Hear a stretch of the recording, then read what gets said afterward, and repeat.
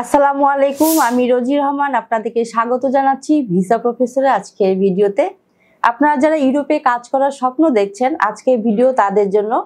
আজ আমি আপনাদেরকে জানাবো উদীয়মান অর্থনীতির দেশ সার্বিয়া নিয়ে। সার্বিয়া কেন যাবেন, কিভাবে যাবেন এবং সুযোগ সুবিধা কেমন রয়েছে এইসব নিয়ে আলোচনা করব, সাথেই থাকুন।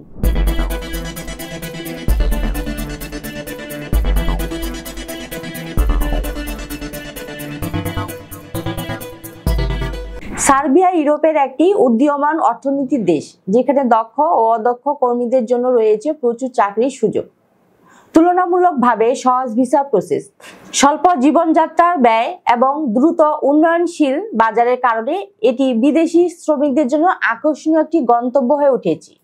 বিশেষ করে নির্মাণ, কৃষি, হসপিটালিটি এবং আইটি সেক্টরে কাজের চাহিদা বেশি।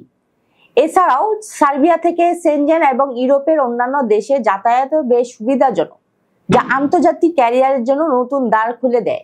চলুন প্রথমেই আমরা জেনে আসি কেমন দেশ সার্বিয়া। দক্ষিণ পূর্ব ইউরোপের একটি স্থলবেষ্টিত দেশ সার্বিয়া।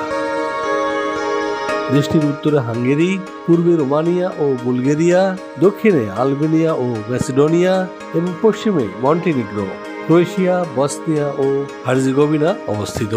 দেশটির রাজধানী বেলগ্রেড। সার্বিয়ার আয়তন ৮৮,৩৬১ বর্গ কিলোমিটার।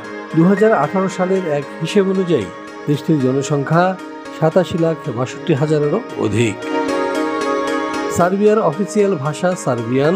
দেশটির ৮০% অধিক মানুষ এই ভাষায় কথা বলে।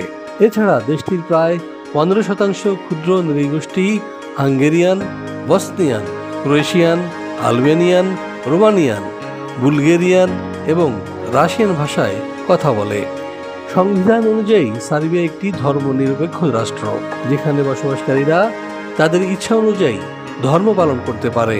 তবে দেশটির ৮৪% মানুষ খ্রিস্টান।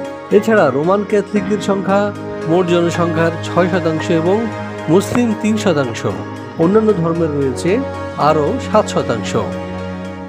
দর্শক, আমরা দেখলাম কেমন দেশ সার্বিয়া। এবার আমরা জানবো সার্বিয়া কি কি কাজ রয়েছে এবং বেতন ভাতা কেমন পাবো। ইউরোপের স্বাধীন রাষ্ট্র সার্বিয়া বলকান রুটের প্রধান ট্রানজিট দেশ হিসেবে পরিচিত।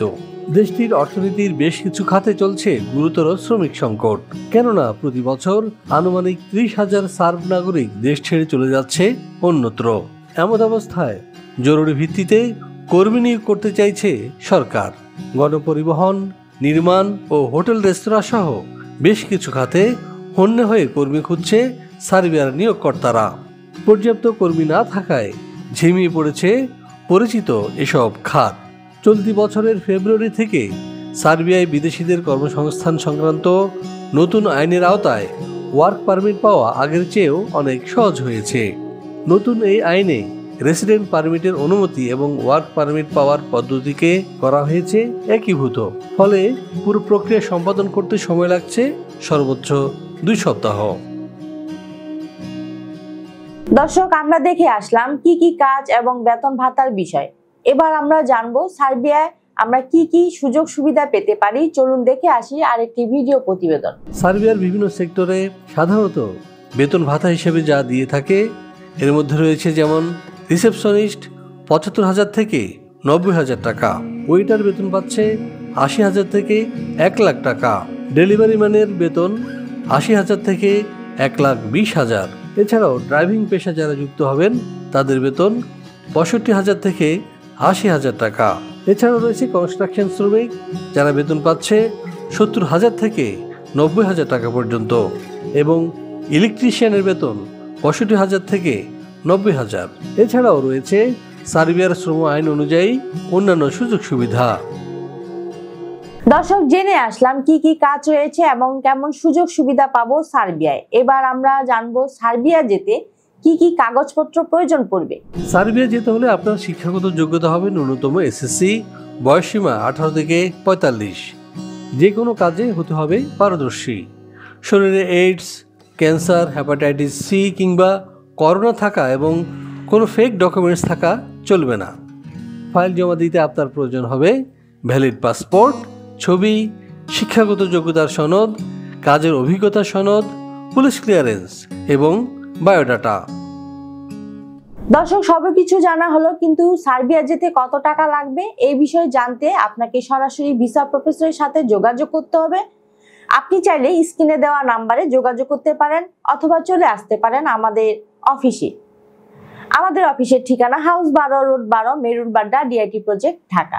আমাদের অফিস খোলা থাকে শনি থেকে বৃহস্পতি। এই রমজানে সকাল 10টা থেকে দুপুর 3:30 পর্যন্ত। আর একটা বিষয় বলতে চাই, আপনাদের প্রতিটি কল আমাদের কাছে গুরুত্বপূর্ণ, তাই আপনারা অবশ্যই সকাল 10টা থেকে সন্ধ্যে 6টার মধ্যে কল করার চেষ্টা করবেন। এর ফলে আপনাদের মূল্যবান সময়টি নষ্ট হবে না, আশা রাখি। প্রিয় দর্শক, আপনারা মোটামুটি সব তথ্য পেয়ে গেছেন। এবার আমার বিদায়ের পালা। তার আগে বলবো, অবশ্যই আমাদের চ্যানেলটি সাবস্ক্রাইব করুন, কারণ আমরা সব সময় চেষ্টা করি নিত্য নতুন দেশে কাজের সুযোগ নিয়ে আপনাদের জানাতে।